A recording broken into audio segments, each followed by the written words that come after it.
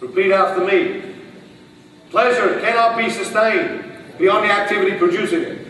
Pleasure cannot be sustained beyond the activity producing it. All right, very good. Now let me give you an example. We eat, we feel pleasure. Yes or yes? Yes. We stop eating, the pleasure stops. That's why we don't stop eating.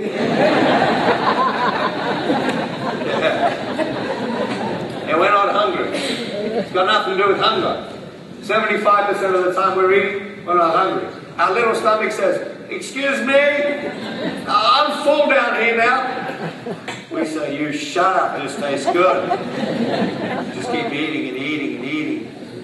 Why? Because pleasure can't be sustained beyond the activity producing it. Happiness is very different to that. Happiness is very different to that. I'll give you another example. You come home from work one day this week, and it's your day to work out. It's your day to work out. I mean, whatever day that is. But it's your day to work out. It's that day of the year. You think to yourself, I don't really feel like working out. That's a surprise. So you got to make a choice, don't you? You're going to work out, or you're going to plant yourself in your lazy boy recliner chair in front of your 127-inch idiot box with a 6-pack of beer and a 300-ounce bag of Doritos. You think to yourself, gee, that's a hard choice. Think to yourself, I wonder which one will help me become the best version of myself. The beer or the Doritos?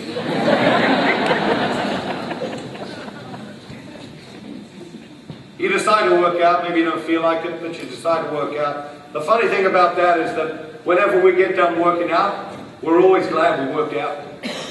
Yes or yes? Yes. That's happiness. Happiness can be sustained beyond the activity producing it.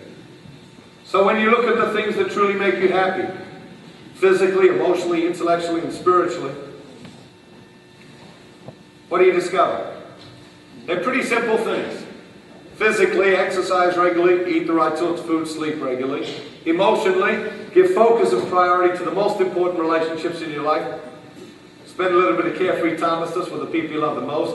Intellectually, read great books that expand your vision of yourself and expand your vision of the world. And spiritually, silence, solitude, scriptures, sacraments. When you look at the things that truly make you happy, what do you discover? They're the same things that help you become the best version of yourself. And the same things that flood your life with energy. It's not 3 questions, it's 1 question. In every moment of the day, every choice is a choice between happiness and misery, a choice between the best version of ourselves and some other version, a choice between creating energy, using energy wisely, and wasting energy. What else do we discover? Well, our culture says the more money you have, the happier you'll be. You know, that's our culture says. But when you look at the things that create lasting happiness in a changing world, physically, emotionally, intellectually, and spiritually, when you look at things that create lasting happiness in a changing world, what do we discover? They hardly cost any money. So what's so expensive? Well, momentary pleasures and all the stuff we have to buy to make ourselves feel good about ourselves, because we want to take a few moments in the classroom of silence each day, working out who we are, what we're here for.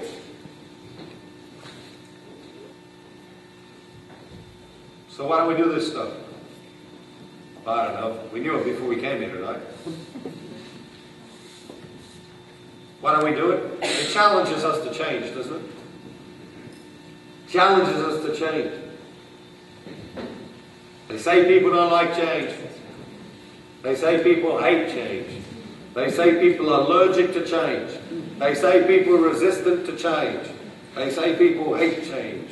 Do you think that's true? Yeah? No? Not sure? No. Let's try it this way. People love change, don't they? And they just love it, don't they? I mean, I show up to the office in the morning, people are lined up at my door. I say, what do you people want? They say, we want to change some stuff. I say, why? They say, because it's just exciting, isn't it? Let's just change stuff. Well, what sort of stuff do you want to change? anything. Let's just change stuff. Because people love change. People just love change. Yes or yes? Yeah. I would argue that people do in fact love change. People do love change. They just don't like transition. That's where it's at. Yeah? I'll give you an example.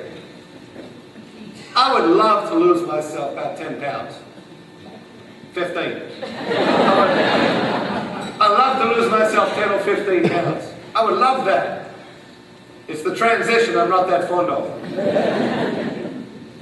But life is transition. Our relationships, our families, our careers, our businesses, our church, our nations are constantly in transition. And yet we seem resistant of it. We seem to be always avoiding it. And yet that is life. That transition is life.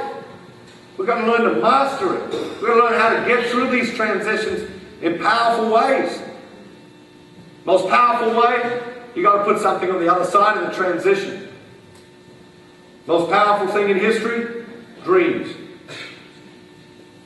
Dreams. You know, in the Bible, in Proverbs, we read Proverbs 29:18. It says, in a land where there is no vision, the people will perish. In a land where there is no vision, the people will perish. In a marriage where there is no vision, the people will perish. In a family where there is no vision, the people will perish. In a parish where there is no vision, the people will perish. In a school, in a business where there is no vision, the people will perish. What are your dreams? What's your vision? You see, God wants our future to be bigger than our past. Always. God always wants our future to be bigger than our past. That's why He gives us the ability to dream. You know, Mahatma Gandhi, he came to the Indian people with a dream, a free and an independent India. He put that dream on the other side of the transition and pulled a whole nation through that transition with one dream. That is the most successful, non-violent revolution in history against the most powerful empire of its time. Think about that. It's not a throwaway line. That's the power of a dream.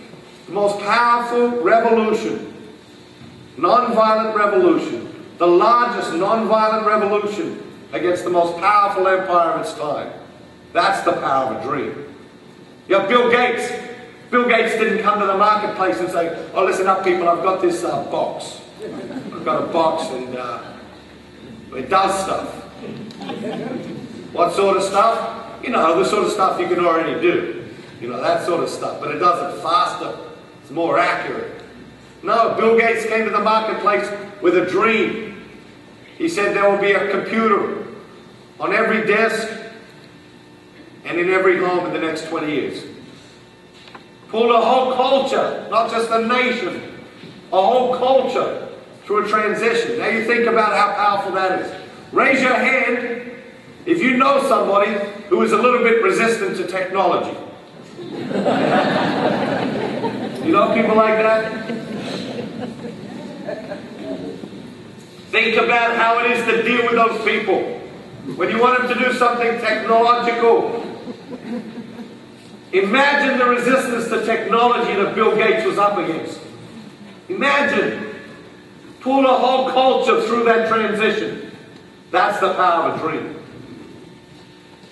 And in '63, Martin Luther King did not stand on the steps of the Lincoln Memorial and announce to the thronging masses, oh, listen up people, I have got an amazing strategic plan.